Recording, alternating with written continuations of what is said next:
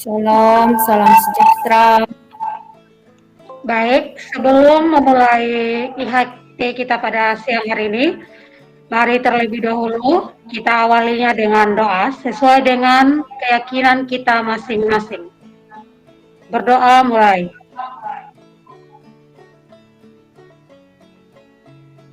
Selesai. Baik, selanjutnya kita akan masuk di ice breaking yang akan dipandu oleh Ibu Olsi. Kepada Ibu saya persilakan. Baik, terima kasih Bung Yofi. Sebelum kita mendengarkan materi, terlebih dahulu mari kita melakukan ice breaking.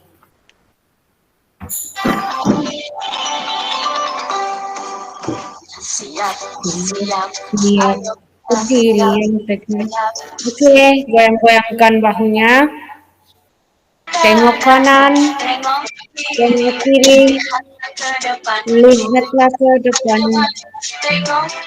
Oke, tengok kiri, lihatlah ke depan, lurus dengan tenang. Jalan di tempat dengan berdiri. Oke. dengan penuh semangat, tentangkan tanganmu seperti Ya, oke, rentangkan tangan. sayapnya ke kanan dan ke Dan ke kiri, kiri, rentangkan tanganmu. Oke. Kanan dan kiri. kanan dan ke kiri. Ya. Tepuk tangan dengan semangat. Oke. Dengan semangat. Oke, sekali lagi. Dengan semangat. Sambil bilang hore. Hore. Oke. Ice breaking-nya sudah selesai. Saya kembalikan kepada moderator. Silakan. Baik, terima kasih untuk Ibu Olsi yang sudah membawa ice breaking. Semoga kita masih dalam keadaan semangat. Selanjutnya kita akan mendengarkan materi yang akan materi asesmen diagnostik yang akan dibawakan oleh Pak Gustav. Waktu dan kesempatan kami persilakan. Ya, baik, terima kasih Ibu Novi selaku moderator yang sudah berikan kesempatan kepada kami. Ya, hari ini kita akan sama-sama ya mendengarkan materi yaitu tentang asesmen diagnostik. Baik, saya hubungkan dulu.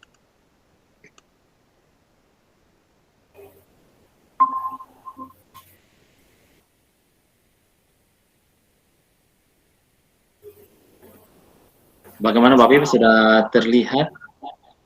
Sudah, mantap. Ya,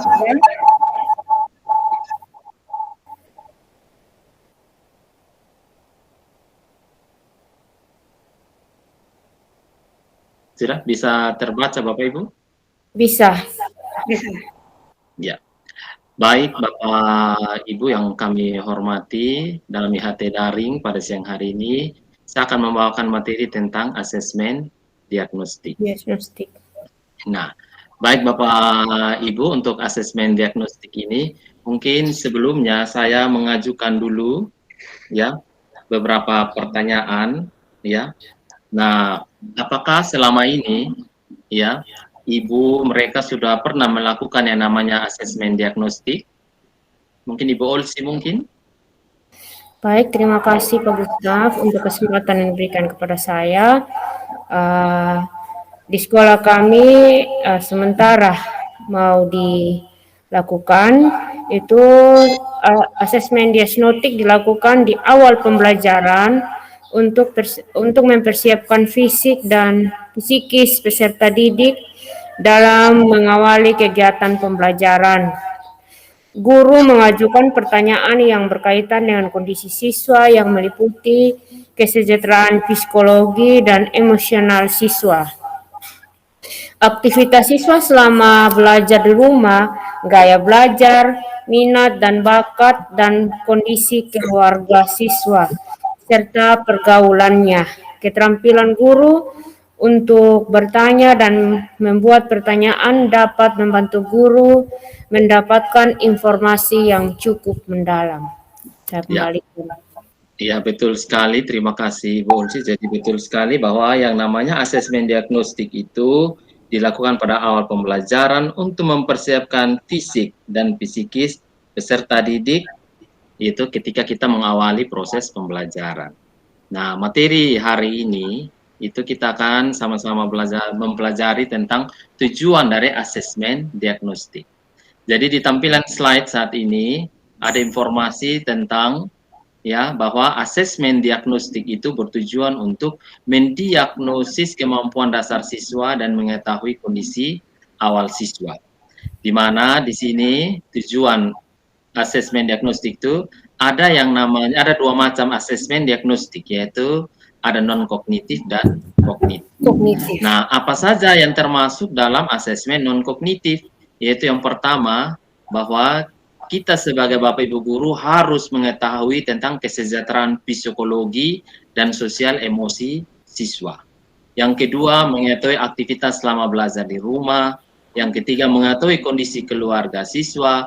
Yang keempat, mengetahui latar belakang pergaulan siswa. Yang kelima, mengetahui gaya belajar, karakter, serta minat siswa. Jadi nanti di awal pertemuan itu kita harus menyiapkan beberapa pertanyaan dasar untuk asesmen non kognitif.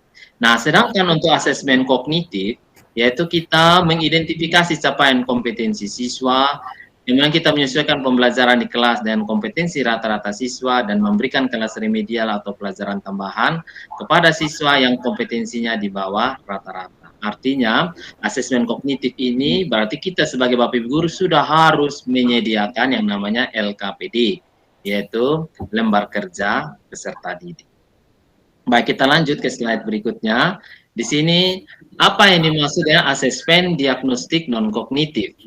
Nah, tadi di awal sudah dijelaskan bahwa tujuan dari asesmen non-kognitif itu kita mengetahui tentang kesejahteraan psikologis dan sosial emosi siswa. Jadi kita membuat beberapa pertanyaan, misalkan itu untuk tentang emosi, emosi atau sosial emosi siswa. Kita bisa membuat beberapa pertanyaan, bagaimana aktivitas mereka selama belajar di rumah, kemudian media sosial apa yang mereka paling sukai ketika mereka belajar di rumah, apakah WhatsApp, Facebook, dan sebagainya. Begitu juga dengan kondisi keluarga dan pergaulan siswa. Kita juga bisa menyiapkan pertanyaan, misalnya, dari antara temanmu sekelas, siapa yang menjadi sahabatmu? Nah, kenapa Anda memilih temanmu atau si A sebagai sahabatmu? Nah, itu kita bisa memberikan pertanyaan pada awal proses pembelajaran. Jadi sini ada tahapan pelaksanaan asesmen, persiapan. Berarti kita sebagai Bapak Ibu guru, sebelum kita masuk ke dalam kelas, kita sudah harus mempersiapkan beberapa pertanyaan. Kemudian nanti pelaksanaan, yaitu kita sudah menyesuaikan dengan modul ajar yang kita buat, bahwa di awal pembelajaran, setelah kita mempersiapkan siswa, kita bisa mengajukan beberapa pertanyaan untuk menjawab keempat tujuan ini. Nah, tindak lanjutnya seperti apa? Apabila ada siswa yang kesejahteraan psikologisnya atau aktivitas belajarnya, termasuk gaya belajar dan kondisi keluarganya sedikit terganggu, maka tugas kita Bapak Ibu guru yaitu kita bisa mendekati siswa secara empat mata dan kita memberikan pemahaman-pemahaman atau bimbingan kepada siswa agar dapat kembali bersemangat untuk belajar. Baik, sampai sini bisa kita lanjutkan Ibu Ulsi dan Ibu Novi? Iya. Bisa, Pak. Silakan. Baik, di sini kita melihat ada contoh di persiapan untuk diagnosis non-kognitif apa saja yang kita buat. Yaitu kita menampilkan beberapa gambar yang mewakili emosi seperti emoji yang di WhatsApp itu. Di sini kita bisa ajukan pertanyaan apa yang sedang kamu rasakan saat ini. Yang kedua, bagaimana perasaanmu saat belajar di rumah. Jadi pertanyaan ini kita bisa kembangkan tergantung kreativitas dari kita sebagai Bapak Ibu guru. Kemudian ada pertanyaan kunci. Apa saja kegiatanmu selama belajar di rumah? Apa hal yang paling menyenangkan dan tidak menyenangkan ketika belajar di rumah? Apa harapanmu? Nah, jadi pertanyaan-pertanyaan ini nanti yang bisa kita gali informasi dari kehidupan siswa selama belajar di rumah misalnya. Baik.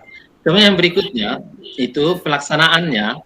Jadi setelah kita ajukan pertanyaan, siswa bisa bercerita, ya, bercerita baik secara umum kepada seluruh siswa atau langsung bercerita kepada kita sebagai Bapak Ibu guru, ya. Nah, apabila siswa dia tidak bisa bercerita, dia bisa menulis harapan apa atau jawaban dari pertanyaan-pertanyaan yang diberikan, atau bisa juga dia menggambar dari pertanyaan-pertanyaan diagnostik yang diberikan oleh Bapak Ibu guru. Baik, kemudian yang berikutnya, ya. Nah, di sini ada strategi tanya jawab. Saat siswa menjawab pertanyaan, ya, yang kita berikan tadi, maka di situ, ya, berikan penguatan, berikan pertanyaan lanjutan, dan kita mengembalikan fokus. Kemudian saat siswa balik bertanya, jadi ketika siswa balik bertanya kepada kita Bapak Ibu guru, ya, di situ kita bisa membantu siswa untuk dapat menjawab pertanyaannya sendiri, atau kita bisa dapat langsung menjawab pertanyaan siswa. Nah, saat itu mencoba mengarahkan kembali pertanyaan, memfrasekan pertanyaan agar lebih mudah dipahami, dan kita sebagai guru harus menunggu beberapa saat. Jadi sini strategi kita jawab, bahwa kita harus memastikan bahwa pertanyaan yang kita berikan kepada siswa itu harus jelas dan mudah dipahami. Kemudian kita harus memberikan waktu berpikir kepada siswa sebelum menjawab pertanyaan yang kita berikan. Baik, kemudian yang berikutnya, tindak lanjut itu yang bisa kita lakukan setelah kita melaksanakan pertanyaan untuk asesmen diagnostik, yaitu kita mengidentifikasi siswa dengan yang memilih emosi negatif itu, maka kita berdiskusi 4 mata. Kemudian kita bisa menentukan tindak lanjut dengan menginformasikan kepada orang tua, yaitu apabila diperlukan. Yang ketiga, kita mengulangi pelaksanaan asesmen non-kognitif pada awal pembelajaran. Artinya siswa-siswa yang moodnya tidak bagus, yang memiliki ekspresi emosi negatif, kita sebagai ibu guru, kita bisa mengkomunikasikan kepada orang tua supaya sama-sama mencari solusi belajar siswa dengan baik. Tetapi apabila dengan pertemuan kita secara 4 mata sudah bisa mengembalikan mood dan semangat siswa, berarti kita tidak perlu melakukan komunikasi lanjutan dengan orang tua. Baik Ibu Elsie dan Ibu Novi, itu kita masuk di asesmen yang terakhir, asesmen diagnostik kognitif. Nah, asesmen diagnostik kognitif seperti tadi yang sudah disampaikan oleh Ibu Ulsi, itu dia bertujuan untuk mendiagnosis kemampuan dasar siswa dalam topik sebuah mata pelajaran. Ya, jadi sini nanti sudah masuk pada RPP atau modul ajar. Jadi diagnostik kognitif itu dilakukan secara berkala pada awal pembelajaran, akhir setelah guru selesai menjelaskan dan membahas topik. Nah, tahapan juga sama, ada tahapan persiapan, pelaksanaan, dan juga ada tahapan tindak lanjut. Nah, di sini contoh kegiatan persiapan, yaitu yang pertama, kita sebagai Bapak Ibu guru, kita harus membuat jadwal pelaksanaan asesmen.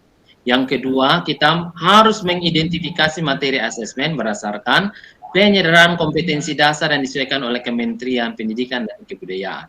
Jadi, ya, materi asesmen ini kita harus melihat dari capaian pembelajaran yang sudah dibuat oleh Kementerian Pendidikan dan Kebudayaan.